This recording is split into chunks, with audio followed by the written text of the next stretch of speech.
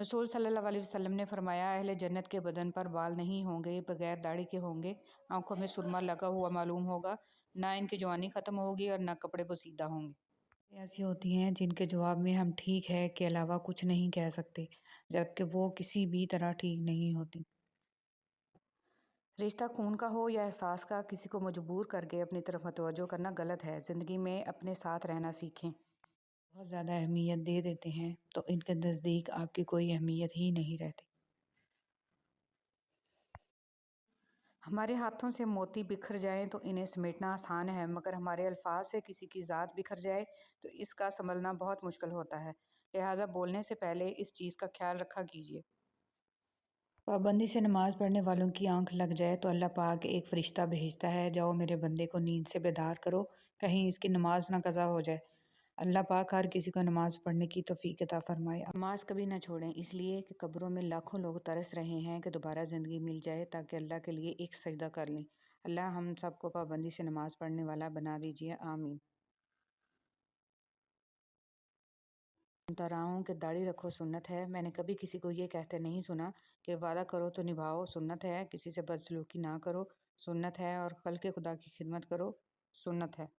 छोटी मोटी बातों को इग्नोर करके सबको समझने वाले बने, दूसरों के लिए सुकून की कोशिश नहीं करेंगे तो हमें भी कोई सुकून मुयस्सर नहीं आएगा।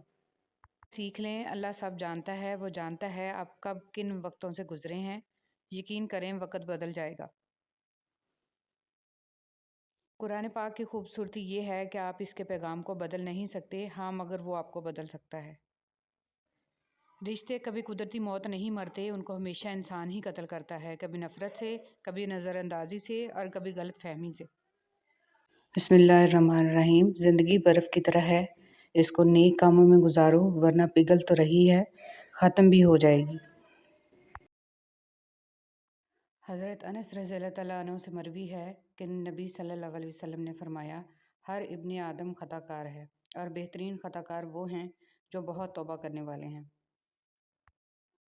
ये उम्मीद ना रखें कि आपने जिस जगह भलाई की है वहीं से आपको नेकी का बदला भी मिलेगा। कभी कभी बल्कि ज़्यादातर आप जिस जगह पर नेकी करते हैं इसका बदला किसी दूसरी जगह से मिल जाता है जहाँ से आपको उम्मीद ही नहीं होती। अल्लाह ताला फरमाता है, ज़्यादा सोचना, शिकायत करना, खुद पर बहुत ज़्यादा दबाव डालना बंद करो। इसके बजाय मुझ पर एतमाद करो। तुम्हारा मुझ पर भरोसा कहाँ है? मैं तुमसे ज़्यादा तुमसे मोहब्बत करता हूँ। मैं अपने बंदों को मायूस नहीं होने दूंगा। कितना खूबसूरत एहसास है कि हम अल्लाह ताला से अपने दिल की बात करते हैं और वो सब कुछ पहले से जानता है, लेकिन फिर भी हमें सुनना चाहता है। खुशियाँ अगर पैसों से हासिल होती तो यकीन करें कभी कोई गरीब का बच्चा खुश ना होता।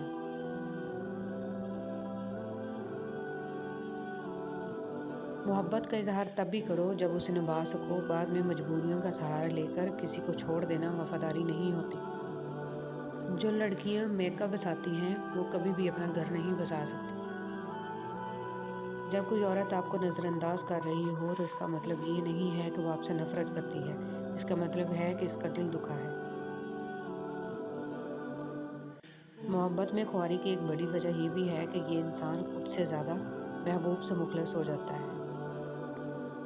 शाखों से पत्तों का गिरना महज मौसम की तब्दीली का पेश ख़ैमा नहीं, बल्कि ये याद दिलाता है कि दुनिया की हर चीज़ फ़ानी है।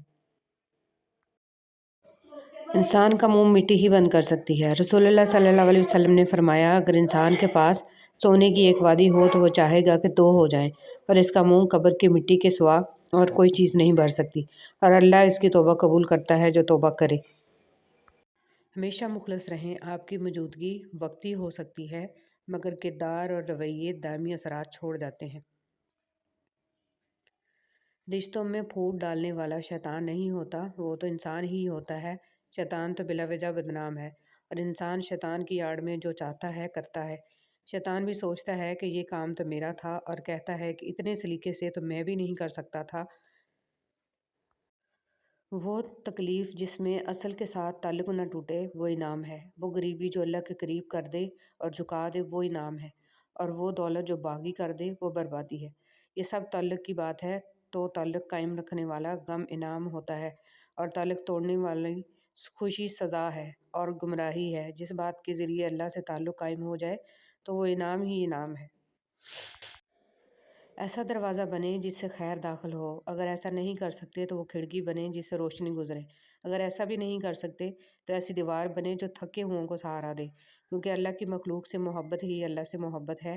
اللہ تعالیٰ سے دعا ہے کہ وہ ہمیں کار خیر کا دروازہ بنا دیں اور ہر قسم کے شر سے محفوظ فرما دیں، آمین۔ پرانے لوگ پرجوش تھے، وہ تعلقات کو سنبھالتے تھے۔ پھر لوگ پریکٹیکل ہو گئے، تعلق سے فائدہ اٹھانے لگے۔ اب لوگ پروفیشنل ہو گئے، فائدہ ہو تو ہوئی تعلق بناتے ہیں۔ جنت سے محروم کر دینے والے 3 اعمال۔ چغل خور جنت میں داخل نہیں ہوگا۔ رشتہ داروں سے تعلق توڑنے والا جنت میں نہیں داخل ہوگا۔ وہ شخص بھی جنت میں داخل نہیں ہوگا جس کی تکلیفوں سے اس کا ہمسایہ محفوظ نہ ہو۔ رشتہ داری نبھاتے رہیں۔ نبی کریم صلی اللہ علیہ وسلم نے ارشاد فرمایا، سب سے جلدی جس چیز کا ثواب پہنچتا ہے وہ نیکی کرنا اور رشتہ داری نبھانا ہے، اور سب سے جلدی جن کا عذاب آتا ہے وہ بغاوت اور رشتہ داری توڑنا ہے۔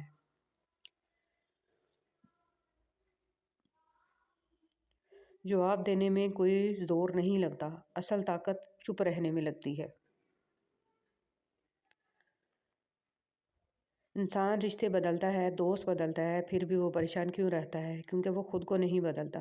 اس لیے تو مرزا غالب نے کہا تھا، عمر بھر غالب یہی بھول کرتا رہا، دھول چہرے پر تھی اور صاف آئینہ کرتا رہا۔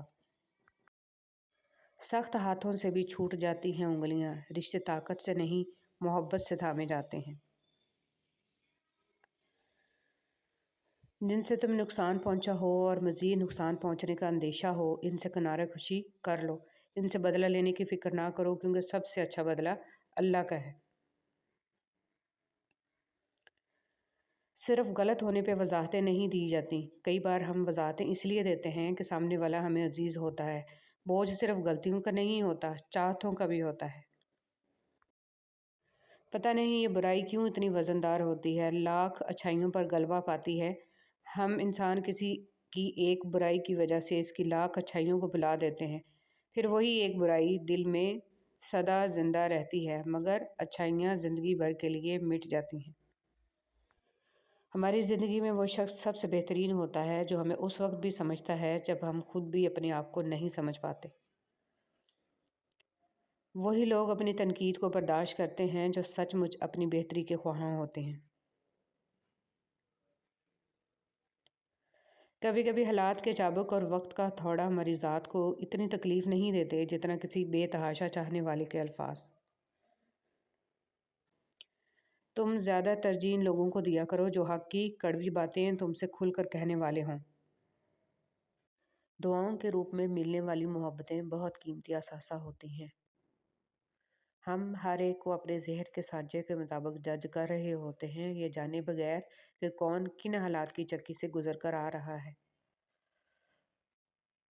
جو رشتے ہماری طاقت ہوتے ہیں، اکثر وہی ہماری کمزوری بھی ہوتے ہیں۔ رشتہ خون کا ہو یا احساس کا، اس میں ضد نہیں آنی چاہیے، ورنہ ضد جیت جاتی ہے اور رشتہ ہار جاتا ہے۔ اچھی یاد۔ ایک دن ہم سب صرف ایک یاد بن کر رہ جائیں گے۔ اپنی طرف سے ایک اچھی یاد بننے کی پوری کوشش کریں۔